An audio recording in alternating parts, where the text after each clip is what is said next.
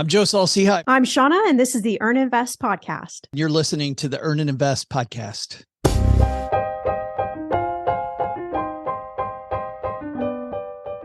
"2022 has been a tumultuous year in more ways than one. Coming off the waves of the pandemic and trying to make life feel normal again, we have been confronted by turmoil both economic and otherwise. Inflation, Ukraine, midterm elections, Twitter. The topics are various and have enthralled us all year long. Today, we take a look back. What are some of the biggest financial headlines of 2022?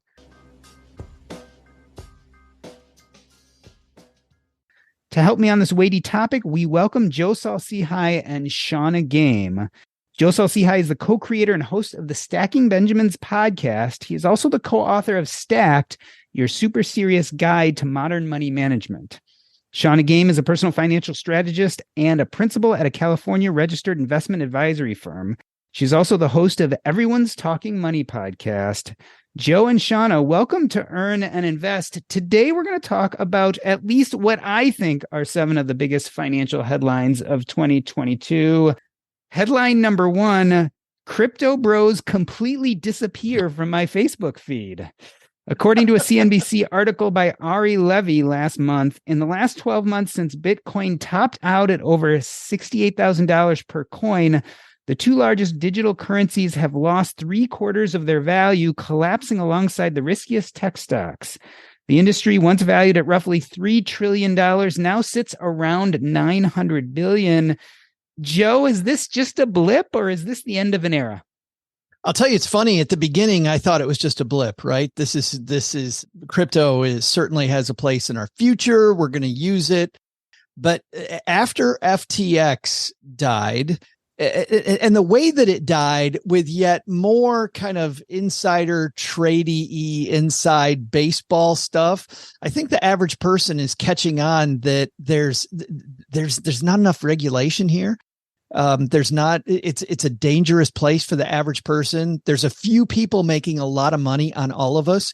And don't get me wrong. You know, it's funny. The promise that we got at the beginning was, listen, the banking system is not built for you and me. There is a better way to do this.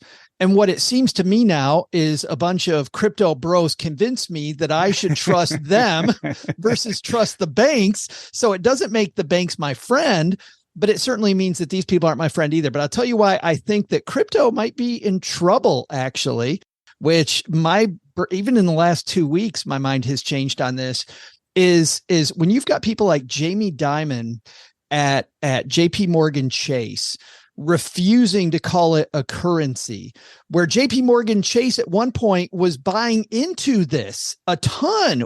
They were spending so much money on crypto. And now the head of JP Morgan Chase going, yeah, this isn't a currency. I'm sorry. This is, kind of saying I'm out.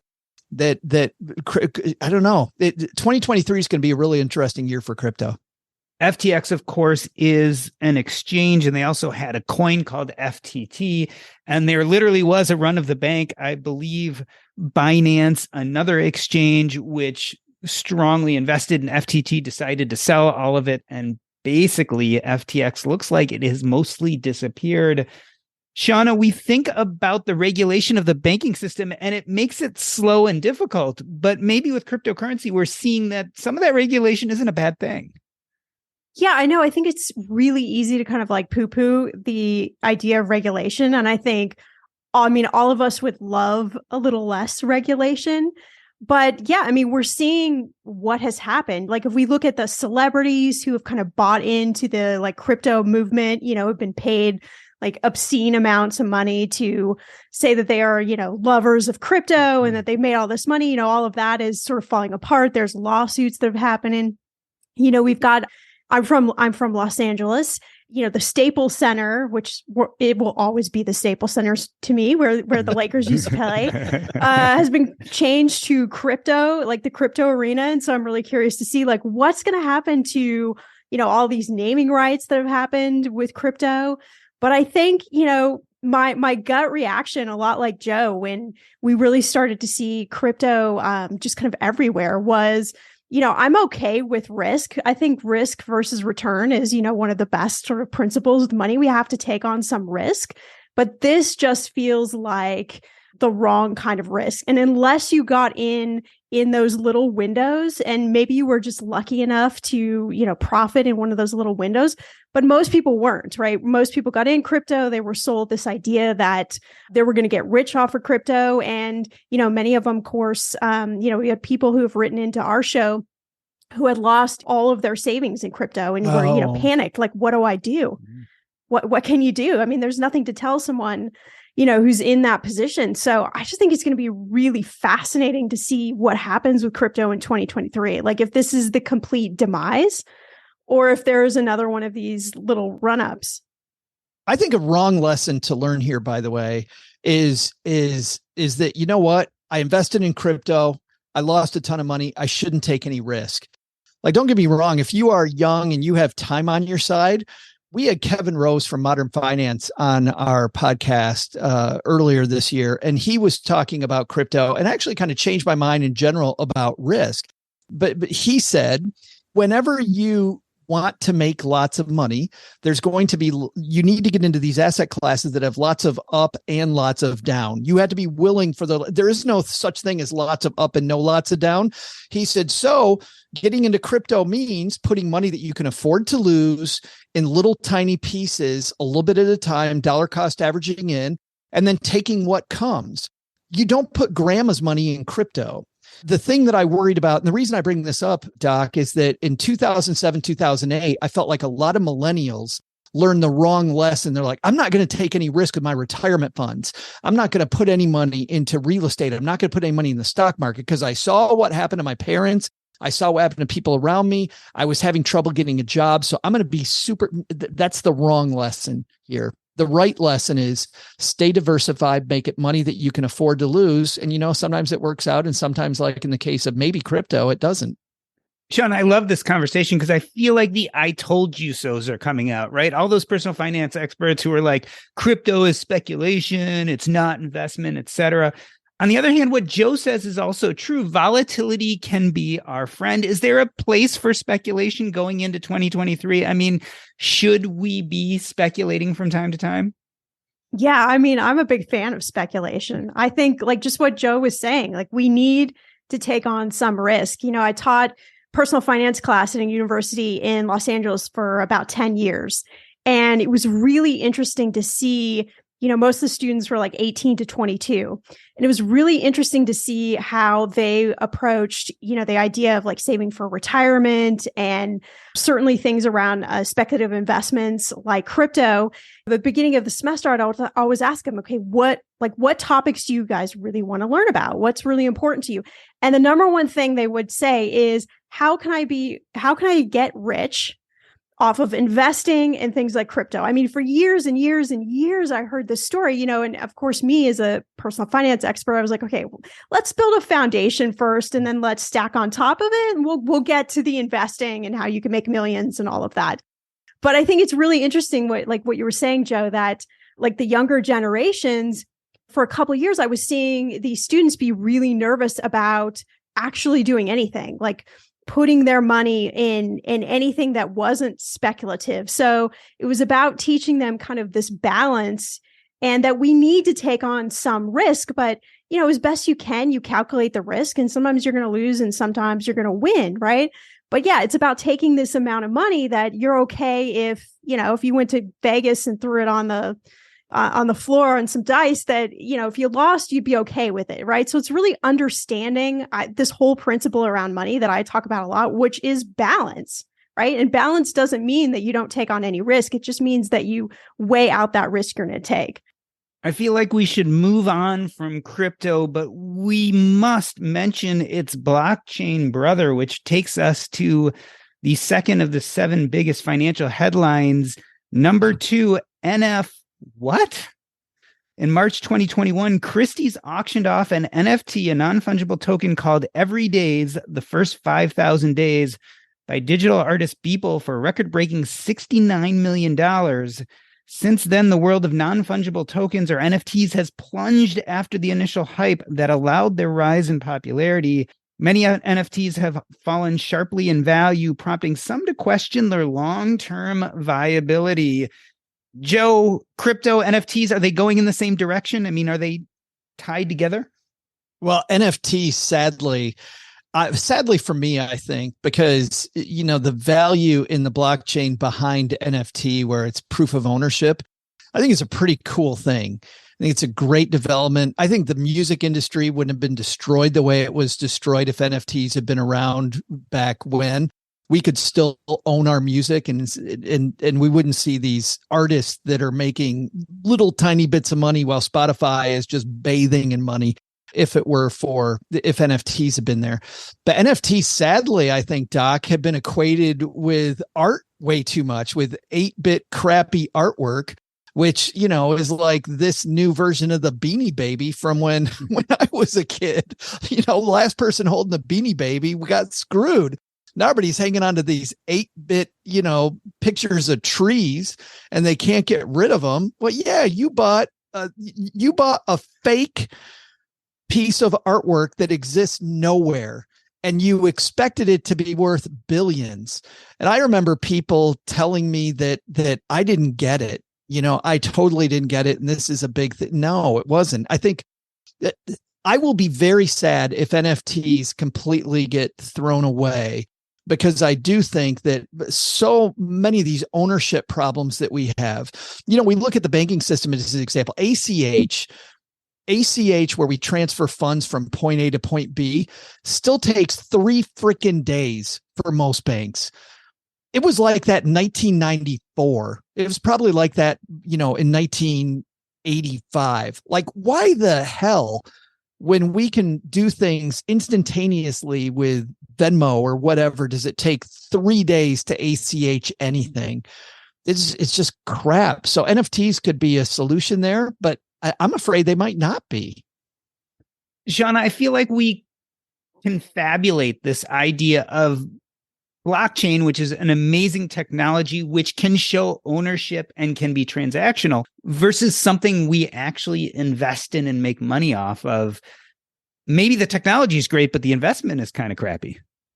Yeah, I agree. I mean, I'm all for ownership. I think, if we look at like athletes, musicians, even what we do, podcasting, or it could be any medium form where having some ownership rights like really makes sense. But yeah, with NFTs, I'm worried they're going to kind of go down with everything crypto.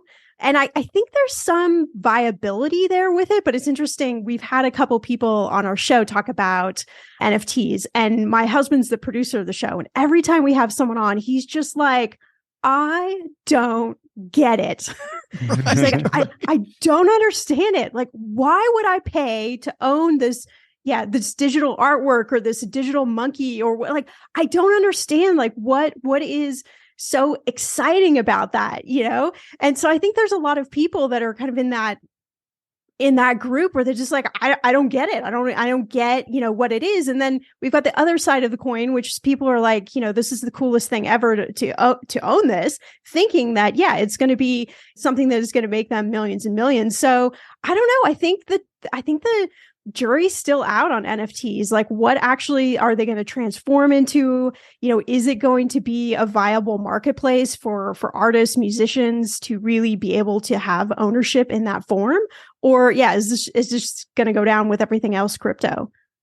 Even deeds to property, Shannah, right? I mean, like my piece of property, hey, the NFT proves that I own X land and it's all surveyed and it's mine and it's done. And then, this dispute with my neighbor, it's solved instantaneously because of the blockchain. But this is another area that got screwed for all of us by insider trading again. And this is finally where the SEC came to our rescue and finally started doing some convictions this year, which I was happy to see. Because, anytime we get these insider trading things happening, again, a bunch of bros ruined it I feel like, for the technology that could have been promising.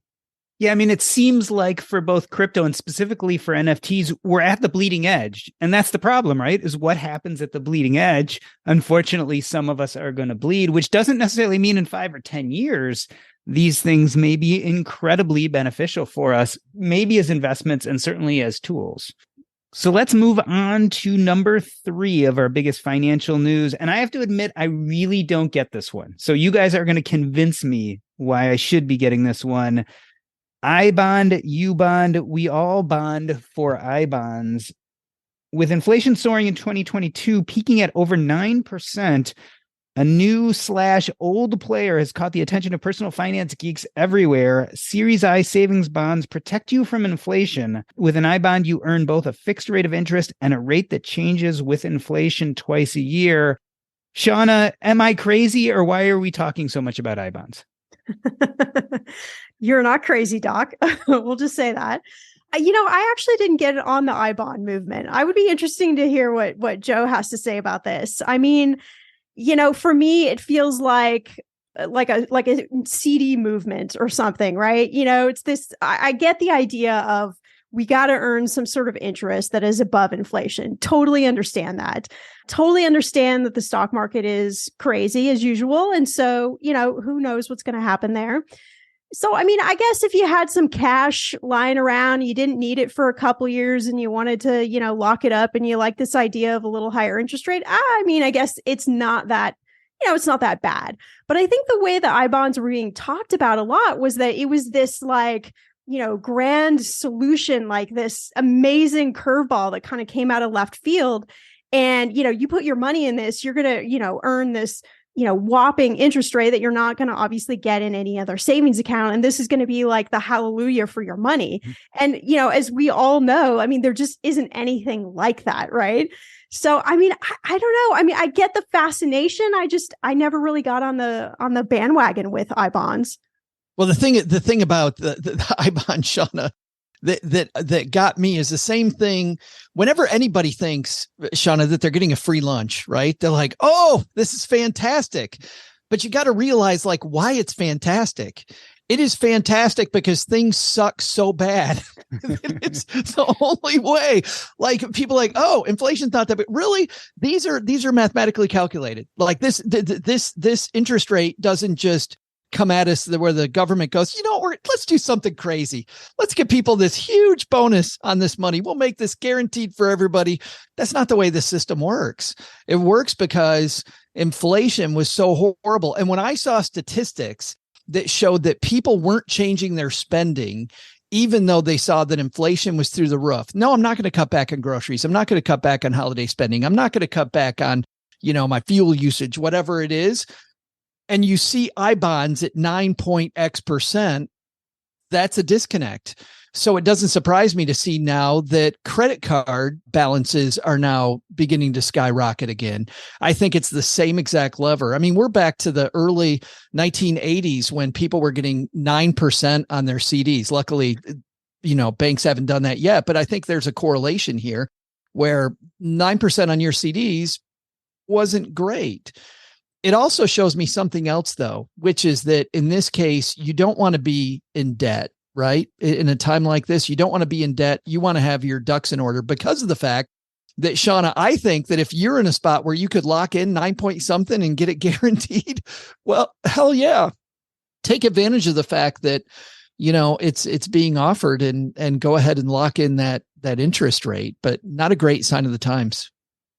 Yeah. And I think but a lot of people didn't understand what that meant to lock in for the I bonds. It was being talked about on social media, you're going to get, 9+%. It's going to be amazing. But there were a lot of disclaimers that need to be talked about that kind of come with it. And I feel like, a lot of people that call themselves money experts that maybe aren't money experts, I don't know, don't talk about the cons to something like that. Or it's not even a con. I think it's just a real kind of understanding of, what's going to happen with your money. And so a lot of people kind of get locked into something and then they need that cash. They need that cash in a couple of months right. And don't realize that if they pull that cash out, they're not getting that glorious interest rate. So I think there needs to be a lot more just talking about money from a perspective of let's look at kind of the whole lens of it. And then you get to make a decision what works best for you. It always frustrated me. It always frustrated me when people would, back when I was a financial planner, when people would come into my office and they'd say, listen, I got into this investment. Usually it was a non-traded real estate investment. And they'd say, yeah, this person sold it to me And now I'm trying to get my money out. I can't get my money out. And I would explain to them, do you know what you bought? Do you have any idea what you bought? You bought property. You cannot go and like rip out a bathroom to get part of this money back. You know, there's a disconnect between you and the property because you're not seeing the actual property. Like if you went and bought a house, a non-traded REIT is property. It is there. And to your point, Shannah, with these, obviously that 1 year, that lockup period that people had, just going, oh, gimme. And there's no downside. It pains me that we don't do our due diligence. We just see what people say on social media or the person in the cubicle next to us or on a Zoom call says, and we go buy it without doing any research. Yeah, Joe, what drives me crazy is I was seeing these 25 and 30-year-old people talking about putting their extra money in I-bonds for long-term investments. And it seems like a lot of people don't understand the downsides, right? So for one, it changes every 6 months, right? So it's not going to be 9% forever. For another, if I think, what is it, a year? If you decide to sell it within a year, you actually give up the last 3 months of interest. I mean, there are a lot of reasons why people should be avoiding I-bonds, especially the long-term investors, and getting that money into equities for long-term returns. Well, yeah, think about this. I mean, if I'm getting a guaranteed 9+% in an I-bond, that means the stock market is that crappy right now. And if I want to invest in these places that are creating the inflation, right? I mean, if inflation is high, I want to be the owner of the companies that are creating the inflation, because then that's the only true way to see a return on this screwage that's going on with all of us. So if I can own the places that are raising the prices and own a piece of that, I'm going to get a part of it. So if I'm getting 9% guaranteed, that means the stock market. So now the bad news is because it's not guaranteed, we don't see that. So we forget that there's this monster sale going on, to your point, that I think is way better in the stock market than it is with an I-bond. So the next point, what I think is one of the biggest pieces of financial news, we're calling it number 4. And I think this is close to all of our hearts. COVID is gone, quote unquote, but work from home is here to stay. According to Zippos.com, 26% of U.S. employees work remotely as of 2022. There are expected to be 36.2 million American employees working remotely by 2025. 40% of workers believe that they've been more productive while working at home during the pandemic as opposed to the office. And 16% of U.S. companies are fully remote. Shannah, can you imagine a life where you don't work from home? I can't, but you're talking to someone who has been an entrepreneur my entire career. I had a brief blip where I worked in an office, and I always tell people that I am allergic to fluorescent lights, which of course is not true, but it is a little bit true, right? It kind of pains me in my stomach. So I am obviously a huge fan of working from home. I wouldn't do it any other way, but I know that people are kind of on both sides of the fence. You know, a lot of people who thought it was initially the most amazing thing during COVID, you know, now they're feeling lonely, they're feeling disconnected. You know, a lot of my friends who have corporate jobs are talking about it's harder to kind of get in the mix for, you know, raises or to get yourself noticed or, you know, to actually make those connections with the people who matter. And so I think I don't know. I think it's kind of a weird place we're in right now. You know, a lot of companies went to try and push people back in the office. They got big pushback. And, you know, so I think it's going to be really interesting to see how the next year shapes this work from home idea, how this shapes corporate real estate that's kind of sitting empty out there and what that looks like. Yeah, I think it's just going to be a really interesting year. But I mean, I'm a fan of work from home here to stay. But, you know, that's my bumper sticker. Joe, do you see this movement declining at all? I mean, it sounds like work from home should just grow and grow. No, the bad news is companies are going to see the bottom line impact and the fact that it saves them a lot of money, and it will continue. And I'm with Shannah. Beware what you ask for, because Shannah and I have been entrepreneurs for a long time, and we've been able to create systems around how we work and still network effectively and be a part of our community effectively. But I got to tell you, man, that's a whole skill set. It's a huge skill set. And Shannah, I think you hit the nail on the head when you talked about this loneliness thing that we all suffer from, and the statistics are appalling. I mean, the number of people that that participate in civic, local community things, community activities is down by 75%. And we're replacing it with flipping through TikTok, watching another video of somebody we don't care about talk about something goofy that's irrelevant in our life, when we could be a part of this core community by just being face to face more again. Yeah, I don't think it's good. I think it's pretty horrible, but I do think it's here to stay. So I think a great thing for 2023 for all of us is to figure out how to be a part of our local community, not just to fight off our own loneliness, but also to, create this sense of purpose for us and the people around us.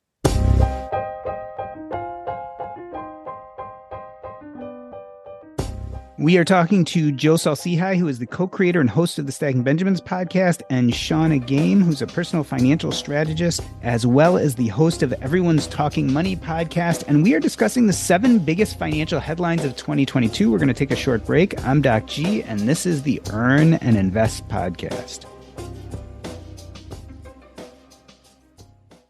Hey everybody, this is Doc G, and I am hanging out in San Miguel de Allende this week. I'm giving a talk on my book, Taking Stock. It's really a beautiful place, and I just wanted to remind everyone not only to check out the book, Taking Stock, but also if you have an event, I would love to come speak about the role money plays in our lives and what being a hospice doctor has taught me about money and life. If you want more information about the book, just go to earnandinvest.com/book. Again, that's earnandinvest.com/book. Now let's get back to the show. Let me reintroduce you. We are talking to Joe Saul-Sehy, who is the author of Stacked, Your Super Serious Guide to Modern Money Management, and Shannah Game. She is the host of Everyone's Talking Money podcast. We are talking the 7 biggest financial headlines of 2022. We are on number 5, and let's bring out the violins here. Number 5, Mark Zuckerberg hits the poorhouse. According to an NBC News article in late October, Facebook founder Mark Zuckerberg has seen his net worth slashed by more than $100 billion this year. According to Bloomberg's Billionaire Index, as Meta, Facebook's parent company, faces investor pessimism about its future growth trajectory, the 38-year-old is now worth approximately $36 billion. Joe, you're feeling bad for Mark Zuckerberg, aren't you? I actually do feel bad, but I feel bad because I feel so giddy, and I'm not really I'm not a vengeful person. And I generally don't I don't revel in seeing people fail. But number one, where to start? But number one, this idea of the metaverse, that there's this opportunity for us to buy fake houses in a fake world controlled by these tech bros, so I can spend a bunch of money and hand it to them for this status that truly in my real life is nothing.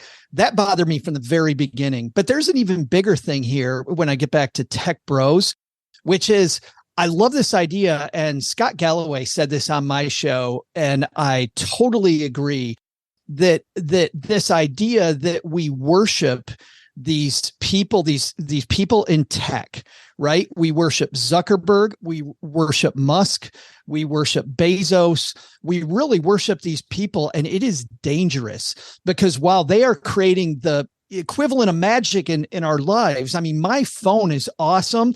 It does so much cool stuff. But just because Tim Cook and company make an awesome phone does not mean they're right about everything.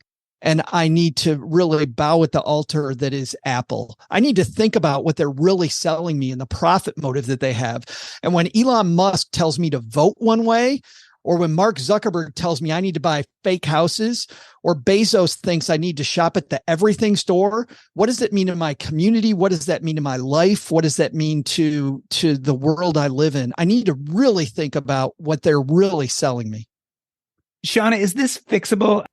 Wow. That's a great question. We're talking a lot about tech bros. I'm obviously not a fan. Bros in the financial industry have made my job as a female in the financial industry very hard for many, many years. So I am not a fan. I am, not feeling too sad for Zuckerberg. You look at people like Adam Newman from WeWork. If anyone watched that amazing documentary series on him, and Now he's been given, I can't even remember how many more billions of dollars to start something new. So it feels like we're just in this society where for some reason, we want to worship these people. We want to put these people on some sort of pedestal. It's kind of like the new variety of like a monopoly. But Joe, I mean, you're absolutely right. Like every time I pick up my iPhone now, I really think about how everything's connected. We've got Apple, we've got Meta, everything, everyone owns basically everything that we touch kind of on a day-to-day basis. And that's scary. When we think about money, about 90% of money success is what's going on in our brains, right? So there's a lot of psychological conditioning that is happening by companies without us being physically aware of this. And I think that's a really important thing to just at least take a moment to stop and think about, especially going into 2023, like how do you want to spend your money? Who do you want to spend it with? What are your money values? And it's not like we're all just going to get rid of our Mac phones and, our iPhones, our Mac computers. We're not going to get rid of all of that stuff. But I think this idea of creating this whole meta universe is completely insane. And, and it needs to fall apart a little bit, I believe. Doc, I want to circle back, Shannah, to something that you said about really who this affects. We spent a lot of time on Stacking Benjamins this year talking about women and women in the workplace, and rightfully so. I mean, when Cheryl, my spouse, and I just saw the movie She Said, which was chasing down Harvey Weinstein, and I look at the effect of the Me Too movement and how different our workplaces are and how that is a fantastic change for good. That has been an amazing change for good. But one thing that I want to focus on here is we spend a lot of time talking about women. We need to talk about what this specifically is doing to young men, because I feel like young men specifically fall into this trap of following the tech bro and thinking, I got to be this person. This is who I need to be. And there's tons of statistics out there that show that young men are falling prey to this. I don't need to go to college. I don't need to pursue a traditional career. I need to look for shortcuts. There is a shortcut. I'm going to find it. I'm afraid for young men in 2023. Yeah. And I feel that's like, we're on number 5, I believe. I feel like every number that we've talked about has come back to this idea of everybody looking for this like money shortcut, everybody looking for the quick fix. How do I make an easy million? How do I not have a job? How do I, do this quick? And so I think there's going to be a real sort of reckoning, hopefully, that goes on where people realize that there isn't anything that is quick. Oh, you might get lucky, right? But a lot of this is slow and steady. And I do think, Shannah, this is a sea change. The fact that you and I and Doc are having this conversation this year, and I'm seeing this conversation happen more often in our circles. Like, what have we bought into? What is this crap? And it is crap that we've been fed, and we're starting to realize that maybe we need to reassess things from inside. And what do I truly want is a pretty powerful place to be. I'm excited about that piece of the future. Speaking of what is this crap, that brings us to the biggest financial news, point number 6 of our headlines, Elon's $44 billion headache. On April 14th, Elon Musk made an unsolicited offer to purchase Twitter. Twitter's board initially responded with a poison pill strategy to resist a hostile takeover, but unanimously accepted Musk's buyout offer of $44 billion on April 25th. After much legal wrangling, Elon has received his wish, but he might just get what he asked for. Shannah, is this the end of Twitter? Oh, this is such a loaded question. I personally would be fine if Twitter just evaporated and, went away in the sunset. I've never been a huge fan of Twitter, but I understand that a lot of people are. I don't know. I mean, he's really trying to take down the ship, and I don't know if he cares. I mean, that's the thing I keep trying to like wrestle with in my head is I realize it was a huge investment, but I don't know if he technically cares. I mean, I have a friend who worked at Twitter up until a couple weeks ago, and like a lot of people, just a complete what show. Everything kind of changed overnight, and from her perspective, it really felt like he was just willing to kind of take down the ship or impose obviously his beliefs, his will on the company. And if you didn't line up with it, you can just, you can just get out. And so I don't know. Joe, if Zuckerberg can lose 100 billion, why not Elon 44? He's actually, he's not as impressive as his brethren. Well, I don't know anything about the inner workings of Twitter and whether it was bloated. And also, we're kind of midstream on what's going on with Twitter, so we haven't seen the end yet. So if he's moving quickly, which he has a history of doing, then the chips are going to fall in some ugly way. So I'm not sure about Twitter. What I do think the lesson for a lot of us should be is we have equated social media with news and where I get my news from. And it is disturbing how many times individuals that I see on social media repost stuff that is not verifiable. In fact, it's just complete baloney. It's just absolutely horrible. So hopefully what we're learning from this Twitter blow up right now is that social media does not equal news. Because I feel like, again, too many of us bought into that. And last but not least, Shannah, we're going to talk about the seventh major financial headline of 2022, and that is the tech layoffs. After a banner year for tech in 2021, layoffs are here. In fact, as of late November, more than 85,000 workers in the U.S. tech sector have been laid off in mass job cuts so far in 2022, according to a Crunchbase news tally. Rounding out the list are such behemoths as Microsoft, Twitter, Netflix, Amazon, HP, and Tesla. Shannah, are we talking about this? I feel like it's there, but no one's really mentioning it. Yeah, Doc, I feel like the same thing. Like it's there. It's impacting so many people. I think a lot of people weren't prepared for this. A lot of people that worked at these tech companies, there's kind of this idea that they're just going to always keep growing and that, you're just going to keep kind of climbing the corporate ladder. But I think a lot of these companies are inflated. I think that after COVID, the last couple of years, there's a lot of rejigging in companies. I think there's a lot of companies that are merging and becoming these, kind of huge forces. If we look at, the media, we've got like HBO buying Discovery and then owning this and then owning that. And there's a lot of this kind of like, pulling together of these companies. And so in that, there's going to be a lot of people that are going to be laid off. But I think this is going to continue into 2023. I think we're going to see quite a lot of companies in the tech sector laying off and sort of organizing the company that way. Joe, do you agree? Do you see these as durable layoffs and cuts that are going to continue into 2023?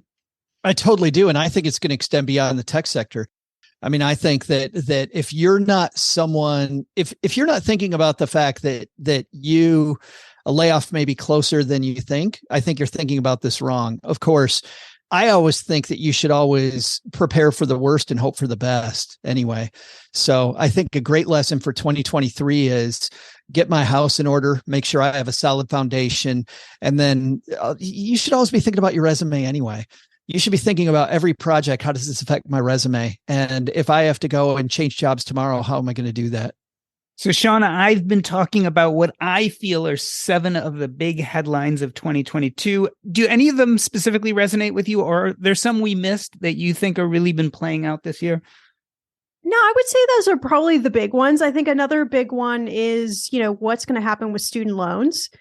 Are we really going to get, the $10,000, $20,000 discharge, or are we going to be in this continual loop of having a, payment freeze until Biden either leaves office or something happens? So I think it's going to be really interesting to kind of see what happens in this arena. I think a lot of people who have had their student loans paused are kind of feeling like this is like another one of those money miracles that just kind of happened. And so when the unfreeze does happen, I think that's going to be really interesting to see how that impacts people and their finances. Because they've been, a couple of years now where they've not had to make those payments. I think a lot of people are kind of, riding on the hopes that this $10,000 is going to come through and that's going to be kind of another money lifesaver for them. So for me, I think that's another something really interesting that has come about this year. And I'm going to be really fascinated to see how this all plays out. Joe, what else from 2022 resonates with you, or what did we miss? Well, I think if you take all of these topics that we talked about today, I think the overwhelming theme for 2022 is just uncertainty in general. It felt like a much more uncertain year. I mean, I'm uncertain of who my heroes are. We talked about that earlier. I'm uncertain about inflation. I'm uncertain about the stock market. I'm uncertain about technology. I'm uncertain about all these. There's so much uncertainty out there as we emerge from COVID that I think the lesson is about building a foundation. Which I guess, the only story that I could, as I was thinking about this, that was really big for a lot of people, and if we weren't involved, I think still was a big story, was the hurricane that hit Florida. I just think these natural disasters happen where Shannah, you're in California. I mean, the wildfires up the West Coast, I feel like every year now, and then hurricanes in the South and wherever you are. Just the fact that a natural disaster can happen at any time. Doc, I mean, we look at your book coming out this year, this idea that something bad happens at the end of my story is not true. It happens randomly. And I think it was another reminder with the hurricane this year that we just got to be ready for it. Shannah, we're talking uncertainty. We're talking about environmental devastation. Are you feeling optimistic towards 2023?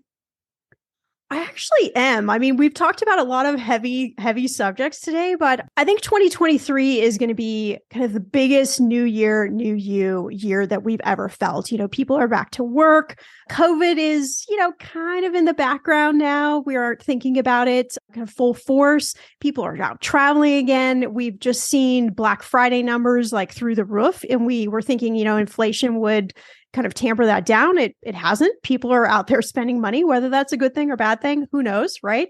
So I think 2023 is going to be a really fascinating year, but I don't know. I think it's going to be a good one. I have hopes. Joe, tell me something good that's going to happen in 2023. I think 2023 is going to be a very thoughtful year. I think that the world is going to get a little deeper. What do I believe? Who am I following? What am I doing with my life? Where's my place? How do I escape this loneliness that we're all feeling? And I don't think it's a U.S. thing. Right now, as we record this, there are these events going on in China right now, people rebelling against the severe restrictions. And I feel like these are people that are asking the same question in China that I'm asking in Texarkana, Texas. Like, what am I doing? Why am I doing this? Where am I at? And certainly that's a lot more political stuff than I'm talking about. I don't think we're all going to be thinking about politically as our government doing things that we don't like, but I think we are going to think about our why. I feel like heavier in 2023, and I'm excited about that. I think it's about time. Well, Shannah Game and Joe Saul-Sehy, thank you for coming on the show today. What I'm getting from this conversation is optimism in the face of a very uncertain 2022. And I share your sense of optimism and look forward to hopefully having good things happening. Maybe we do breach that divide and find a way to both be social human beings on social media and Zoom, etc., as well as spending time with people in person. And hopefully all of our bottom lines increase. I want to end this episode the way I end every episode by asking you what is up next in your life and where can people get in touch with you? Shannah, let's start with you. What is coming up next for Shannah Game, and how can people reach out to you if they have questions? I am actually writing my first book, which will be out in 2023, which makes 2023 an amazing year. But you can find me on any podcast player. Everyone's Talking Money. We've got over 800 episodes, kind of anything around money that you want to learn. We've got an episode for you. And Joe, tell me what is up next for you and where can people find you? I have a secret project coming in 2023 that I can't talk about, but I can say that there is a secret project.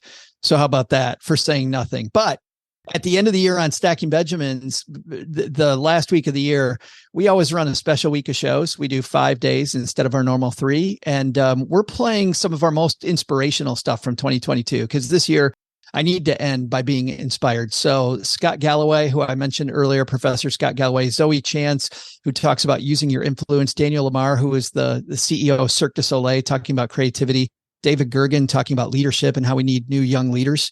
We need to kind of change the guard. Some pretty exciting stuff. So that's what's coming up next on Stacking Benjamins. What's the easiest way to get in touch with you if people have questions? Probably not Twitter, because who knows, right? But on Twitter, I'm Average Joe Money. Instagram, it's Stacky Benjamin's Podcast. Just say hi. This has been the Earn and Invest podcast. On behalf of myself, Doc G, I wanted to thank Shannah Game and Joe Saul-Sehy. That's a wrap.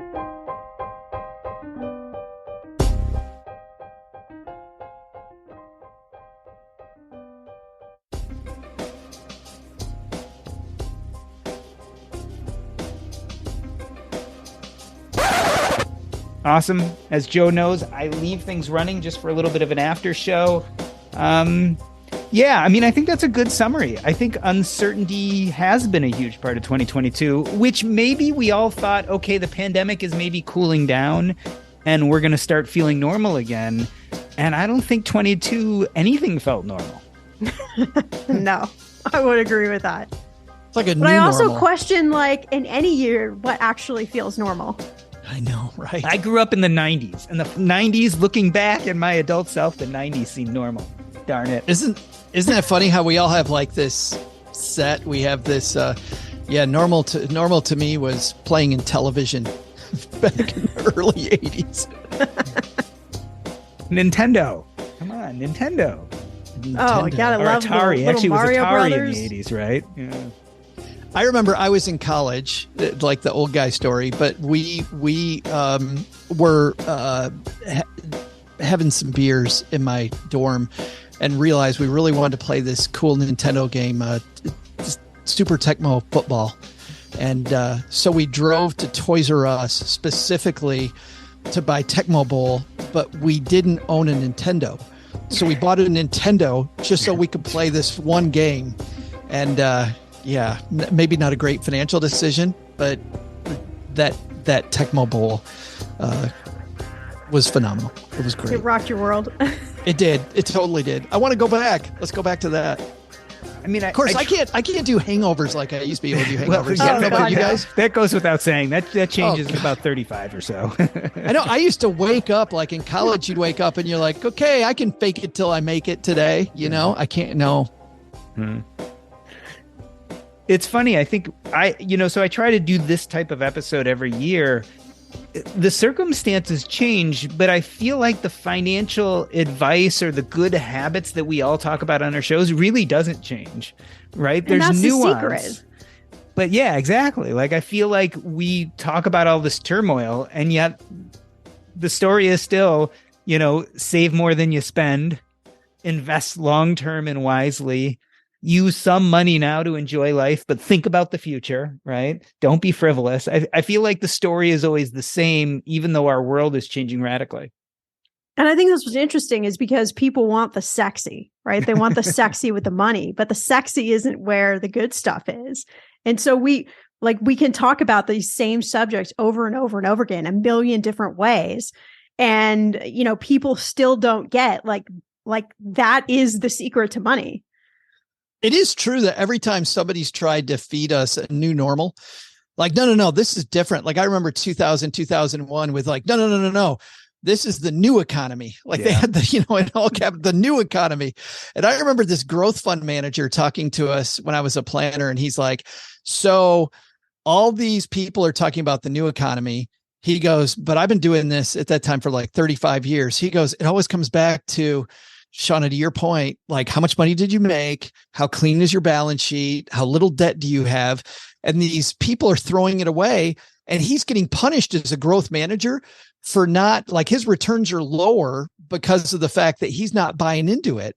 He's like, so to some degree, like, what do?